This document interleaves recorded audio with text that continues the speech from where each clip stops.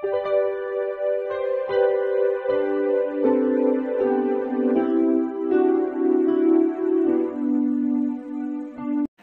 Students, প্রথমেই UK educational টিপসের পক্ষ থেকে তোমাদের সকলকে স্বাগত জানাই।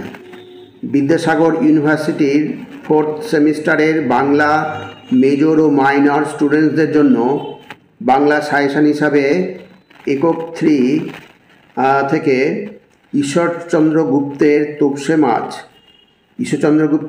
মাছ থেকে বেশ কয়েকটি ভেরি ইম্পর্ট্যান্ট প্রশ্নোত্তর আজকের ভিডিওতে আলোচনা করা হয়েছে। প্রথমে আমরা সংক্ষিপ্ত প্রশ্নোত্তরগুলো দেখব, তারপরে 5 এবং 10 নম্বর মানের প্রশ্নগুলো আমরা দেখে নেব।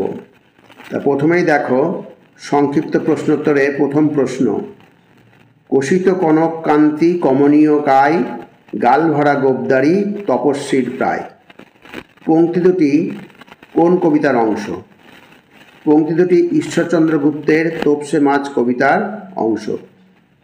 এবার পরবর্তী প্রশ্ন, এই তোপসে মাছ কবিতাটা তোমরা খুব ভালো করে পড়ে নেবে, তাহলে এখান থেকে লাইন তুলে প্রশ্ন আসলে তোমরা যেন বুঝতে পারো এবং লিখতে পারো।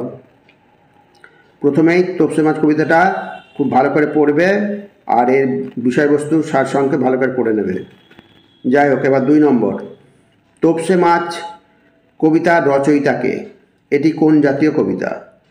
তোপসে মাছ কবিতার রচয়িতা কবি ঈশ্বর গুপ্ত। আর দ্বিতীয় অংশ হচ্ছে, তোপসে মাছ কবিতাটি একটি বর্ণনামূলক বা চিত্রধর্মী কবিতা। নেক্সট 3 নম্বর, তোপসে মাছ কবিতায় কবি কত দরে তোপসে মাছ কেনেন? এখানে কবিতার লাইনেই আছে, তোপসে মাছ কবিতায় কবি 20 দরে তাজা তোপসে মাছ কেনেন। এবার 4 নম্বর, তোপসে মাছের শারীরিক গঠন কেমন, যা কবিতায় বর্ণনা করা হয়েছে?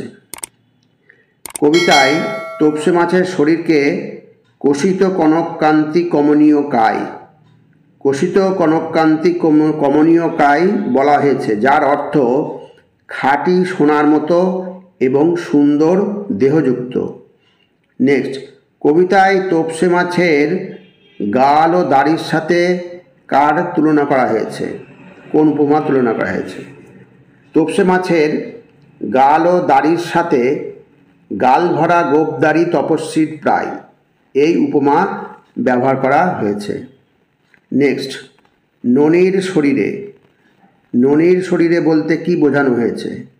ননির শরীরে বলতে বোঝানো হয়েছে মাছটির শরীর খুব নরম ও মসৃণ, যা দুধের মতো সাদা ও নরম। প্রত্যেকটা প্রশ্ন খুব ভালো প্রশ্ন, কবিতাটা পড়া থাকলে তোমাদের ক্ষেত্রে আরও অনেক বেশি সুবিধা হয়ে যাবে।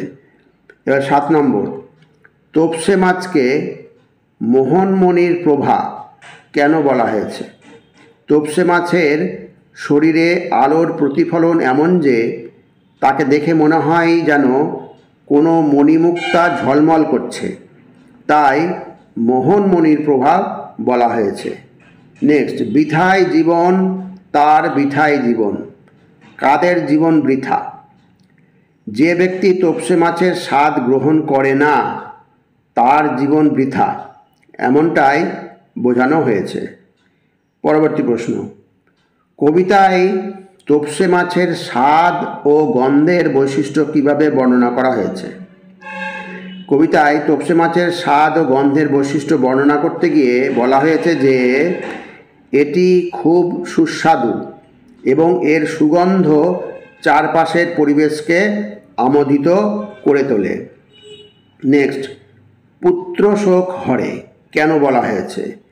এখানে তোপসে মাছের রূপ এতই মনোরম যে তা দেখলে মানুষের দুঃখ বেদনাও দূর হয়ে যায়, তাই পুত্রশোক হরে বলা হয়েছে। নেক্সট, কাঁটা আঁশ বাছা বলতে কি বোঝানো হয়েছে? এটি একটি আলংকারিক অভিব্যক্তি। এর মাধ্যমে বোঝানো হয়েছে যে তোপসে মাছের স্বাদ এতই বেশি যে মানুষ কাঁটা বা আঁশ বাছারও প্রয়োজন বোধ করে না, বরং ইচ্ছে করে একেবারে গালে দিয়ে কাঁচা। এটাও কবিতার একটা লাইন, ইচ্ছে করে একেবারে গালে দিই কাঁচা। এবার হচ্ছে 12 নম্বর, ঈশ্বরচন্দ্র গুপ্তের বিখ্যাত কবিতা তোপসে মাছে তিনি কোন বিষয়টি তুলে ধরেছেন? তোপসে মাছ কবিতায় কবি ঈশ্বরচন্দ্র গুপ্ত তোপসে মাছের রূপ, স্বাদ এবং মানুষের জীবনের গুরুত্ব তুলে ধরেছেন। নেক্সট 13 নম্বর, কবি কেন তোপসে মাছ খেতে চান? কবি তোপসে মাছের স্বাদ নিতে চান এবং এটি কাঁচা খেতেও তার ইচ্ছা করে। নেক্সট 14 নম্বর, কবিতাটিতে কবি কিসের প্রেমে পড়েছেন? কবি তোপসে মাছের রূপে ও গন্ধে মুগ্ধ হয়ে এর প্রেমে পড়েছেন। নেক্সট, কবি কিভাবে তোপসে মাছের গুণ বর্ণনা করেছেন? সব ক্ষেত্রে খেয়াল রাখো, দেখো তোপসে মাছের রূপ, রস, গন্ধ, স্বাদ এইগুলি হচ্ছে মেন তুলে ধরার বস্তু। এখানে দেখো কবি তোপসে মাছের রূপ, গন্ধ এবং স্বাদ এই তিনটি গুণের কথা এই কবিতায় বর্ণনা করেছে। এই কবিতার বিষয়বস্তুটা খুব ভালো করে তোমরা পড়ে রাখবে। এটা 5 নম্বর 10 নম্বর মানে যে কোনোভাবে প্রশ্ন আসতে পারে। নেক্সট, কবিতায় কোন ঋতুর উল্লেখ আছে? কবিতায় শীতকালের কথা বলা হয়েছে, যখন তোপসে মাছ পাওয়া যায়। নেক্সট, কবি তোপসে মাছকে কেন অপরূপ বলেছেন? কবি তোপসে মাছের রূপ, গন্ধ ও স্বাদ এই সব কিছু মিলিয়ে একে অপরূপ বলেছেন। পরবর্তী প্রশ্ন, কবি তোপসে মাছের গন্ধে কি হয় বলে জানিয়েছেন? এখানে একটা ভালো প্রশ্ন। তোপসে মাছের গন্ধে পেট ভরে যায় বলে কবি জানিয়েছেন। নেক্সট, কবিতাটিতে মাছের কোন অংশটি বেশি গুরুত্ব পেয়েছে? এই সব ক্ষেত্রে সে একই। কবিতায় তোপসে মাছের স্বাদ, গন্ধ এবং রূপ এই তিনটি বিষয়ই বেশি গুরুত্ব পেয়েছে। নেক্সট, কবিতার মূল ভাব কি? কবিতাটির মূল ভাব হলো কবি তোপসে মাছের রূপে মুগ্ধ এবং এটি খাওয়ার জন্য তার প্রবল আকাঙ্ক্ষা। যাই হোক, এবার আমরা 5 নম্বর মানের প্রশ্নাবলীগুলি দেখি। এগুলো তোমরা ভালো করে তৈরি করে নেবে। তোপসে মাছ কবিতার বিষয়বস্তু সংক্ষেপে আলোচনা করো। এটা অবশ্যই তোমরা এটা রেডি করবে। এটা রেডি করা থাকলে তুমি অনেক উত্তর এখান থেকে তুমি তৈরি করে নিতে পারবে। 2 নম্বর, তোপসে মাছ কবিতায় কবি ঈশ্বরগুপ্ত কিভাবে তোপসে মাছের বর্ণনা দিয়েছেন তা সংক্ষেপে আলোচনা করো। খুব ভালো করে এই প্রশ্ন দুটো অবশ্যই করে নেবে। ভেরি ভেরি ইম্পর্টেন্ট প্রশ্ন, প্রতিটাই ইম্পর্টেন্ট, তবু এগুলো আমি গুরুত্ব দিচ্ছি বেশি। কবিতাটিতে ব্যবহৃত 2টি উপমা উল্লেখ করে সেগুলোর তাৎপর্য ব্যাখ্যা করো। আর 4 নম্বর একটা করবে, তোপসে মাছ কবিতার নামকরণের সার্থকতা বিচার করো। আর 5 নম্বর হিসাবে করবে আর একটা, তৎকালীন বাঙালি সমাজের কোন কোন দিকের প্রতি ব্যঙ্গ করেছেন কবি এই কবিতার মাধ্যমে। আর এবার আমরা 10 নম্বর মানের কয়েকটা প্রশ্ন দেখি। এগুলো পড়বে, তোপসে মাছ কবিতাটি কি কেবল একটি মাছের বর্ণনা, নাকি এর গভীর সামাজিক তাৎপর্য রয়েছে? বিস্তারিত আলোচনা করো।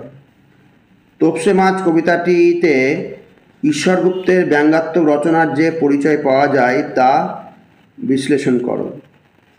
নেক্সট হচ্ছে, ঈশ্বরগুপ্তের তোপসে মাছ কবিতার প্রেক্ষাপটে 19 শতকের বাঙালি সমাজের খাদ্য রসিকতা ও জীবনযাত্রার একটি চিত্র তুলে ধরো। আর লাস্ট প্রশ্ন হিসাবে এটাই করবে, তোপসে মাছের বর্ণনা প্রসঙ্গে কবি ঈশ্বরগুপ্তের স্বকীয় কাব্যশৈলী এবং রচনারীতি সম্পর্কে একটা প্রবন্ধ রচনা করো। তাহলে স্টুডেন্টস, এই ছিল তোমাদের আজকের প্রশ্ন উত্তরগুলো। তোমরা ভালো করে এই প্রশ্নগুলো সলভ করো আর পরীক্ষার জন্য ভালো করে প্রিপারেশান নিও। যাই হোক স্টুডেন্টস, ভিডিওটা যদি ভালো লাগে অবশ্যই সাবস্ক্রাইব করো, এর সাথে একটা লাইক দিও এবং তোমার ফ্রেন্ডসদের মধ্যে ভিডিওটি শেয়ার করো।